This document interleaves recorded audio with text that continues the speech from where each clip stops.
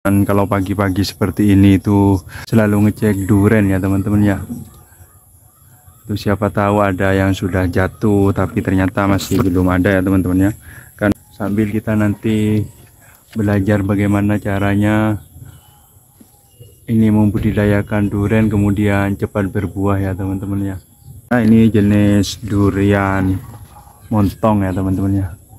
Tuh, ini lumayan ya teman-teman ya, banyak buahnya tuh. Kita coba hitung satu persatu ya teman-teman ya.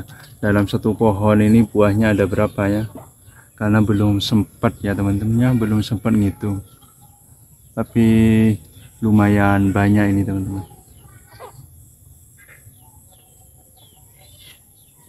Sambil kita menghitung kemudian sambil belajar ya teman-teman ya. Tuh besar-besar kayak gini loh teman-teman. Keren tuh. Ini perkiraan tuh besarnya ya teman-teman ya.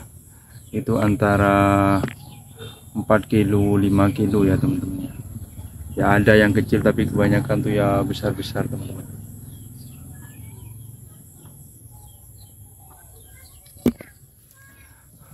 Pohonnya itu lumayan ya teman-teman ya. Pohonnya itu lumayan besar ini, padahal ini tanamannya itu masih 4 tahun 5 tahun ya teman-teman ya. Tapi sudah besar, sudah jadi ya. Loh kok bisa secepat gitu? Bagaimana secara mupuk, bagaimana cara mupuknya gitu. Nanti kita belajar ya. Teman-teman yang besar banget yang sebelah sana tuh. Itu perkiraan 5 kilo itu ya kan. Ada yang ini perkiraan berapa ya? Kalau yang ini perkiraan 3 kilo 4 kilo teman-teman. Yang ini 5 kilo nih teman-teman ya. Wow.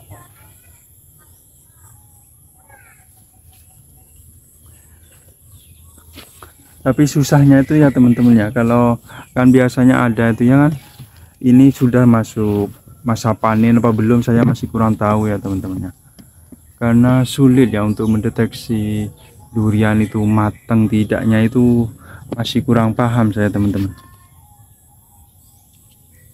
Seperti itu biasanya itu, kalau saya sih kalau sini itu cuma diambil ininya teman-teman ya, hanya diambil pas jatuhnya saja.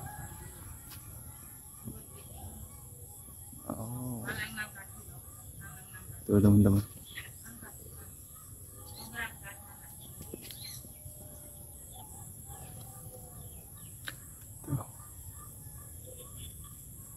Kok bisa besar-besar kayak gini ya teman-teman?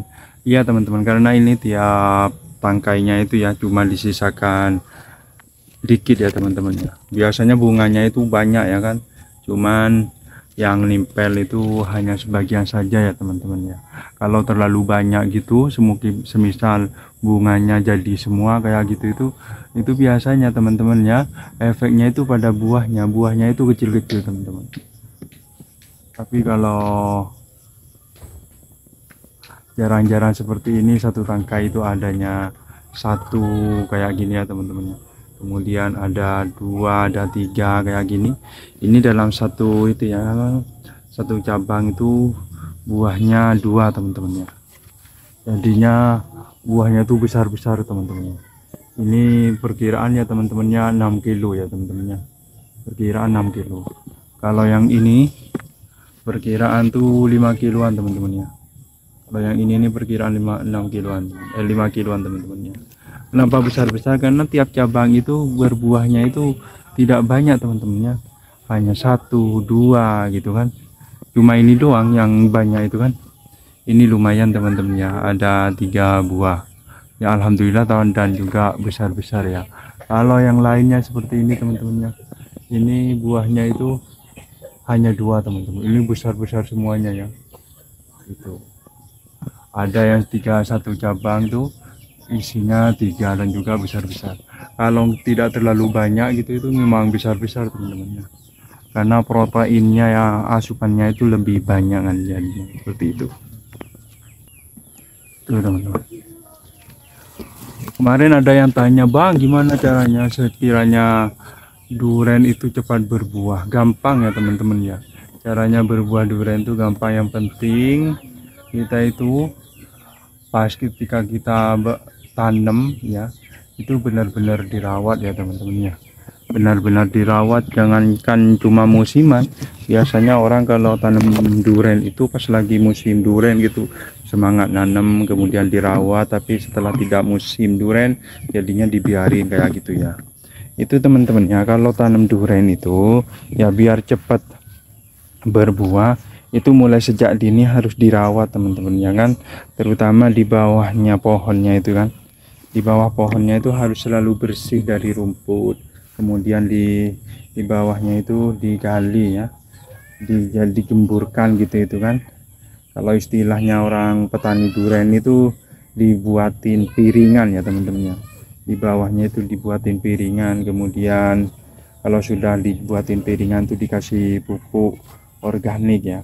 Kalau bapak di sini tuh selalu ini teman-teman ya, selalu jaga piringannya ini ya, selalu digemburkan, kemudian dikasih pupuk kandang seperti itu teman-teman, dan juga selalu disiram teman-teman ya.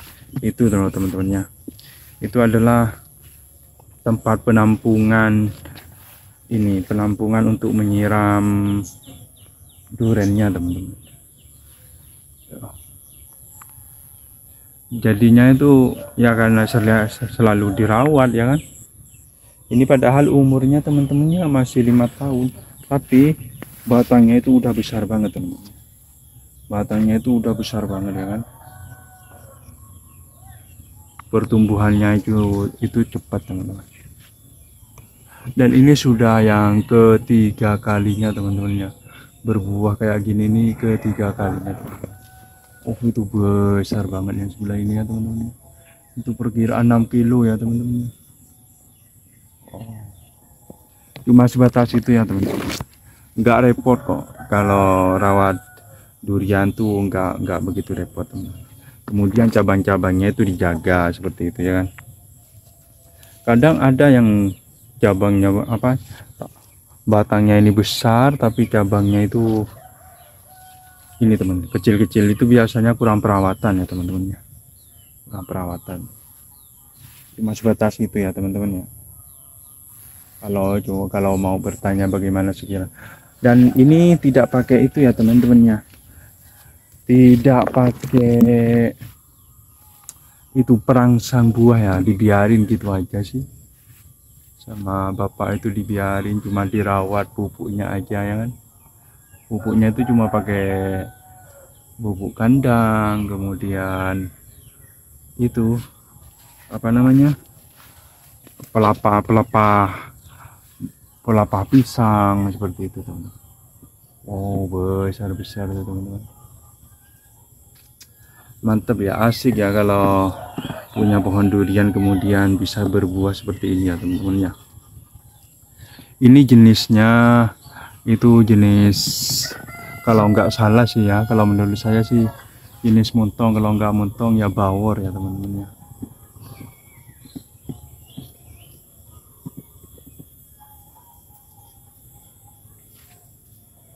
Sangat tuh teman-teman, besar-besar semuanya ya kan, keren-keren.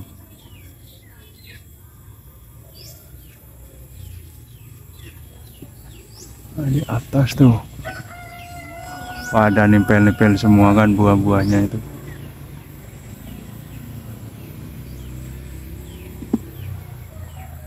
Oh iya teman-teman ya, dan juga tanahnya ya teman-teman ya, karena duren ini termasuk tanaman yang milih-milih tanah teman-teman ya. Tidak semuanya tanah itu bisa buat duren itu tumbuh besar subur seperti itu teman-teman. Tanah yang paling cocok untuk duren itu adalah tanah yang galis teman-teman ya, tanah merah kayak gitu, atau tanah, pokoknya itu kultur tanahnya ini teman-teman ya, kultur tanahnya itu lembut, kemudian tidak seperti halnya tanah itu loh yang nempel, biasanya kalau diinjak nempel itu tanahnya itu. Pokoknya kalau di rumah saya itu bilangnya itu tanah galis teman-teman ya. Tanah galis itu sangat cocok banget ya. Kalau tanah yang kadang ada tanah nempel tuh ya kan, kalau kena air jadi lumpur seperti itu bukan seperti itu teman-teman. tapi tanahnya itu memang tanah-tanah lembut seperti ini. Nah ini teman-temannya, tanah kalau banyak cacingnya seperti ini kan, ini banyak lubang-lubang cacingnya itu kan, ini menunjukkan tanahnya itu sangat subur teman-teman. Tanahnya itu sangat subur teman-teman. Ya cuma sebatas itu ya teman-teman. Itu yang paling cocok ya, tanahnya itu tanah-tanah galis atau tanah merah ya. Tanah itu banyak macamnya ya teman-teman. Ada tanah yang hitam, ada tanah pegunungan tuh biasanya kebanyakan tuh itu ini teman-temannya. Tanahnya itu tanah galis itu. Kalau tanah gunung-gunung seperti itu kan, itu kan nggak nempel itu. Kalau kena hujan, kena air itu kemudian diinjak tidak nempel. Ya cuma lembut gitu aja, lembab gitu aja itu tanahnya sangat cocok ya teman-teman ya, semisal ditanami durian kayak gitu. Tapi kalau tanahnya itu kayak tanah genting, tanah yang jadi lumpur yang biasanya lengket banget itu sangat tidak cocok teman-teman, karena itu tanah itu biasanya kalau sudah ini ya musim kemarau seperti itu ya kan, jadinya itu ini keras banget teman-teman, sangat sedikit kandungan airnya. Akan tetapi kalau tanahnya itu tanah lembut seperti ini ya kan, ini yang tanahnya lembut, tanah gali seperti ini sangat cocok untuk ditanami durian teman-teman, seperti itu. Wow keren banget ya. Dan juga ini teman-teman, ini yang sudah berbuah ya teman-teman. Ini dulu cuma sekedar jadi percobaan ya, tapi alhamdulillah berhasil seperti itu ya Allah teman-teman ya. Alhamdulillah berhasil karena tanahnya cocok. Nah karena tanahnya itu cocok, jadinya nambah lagi teman-teman ya, tanam lagi. Ini beraneka ragam ya, seperti itu.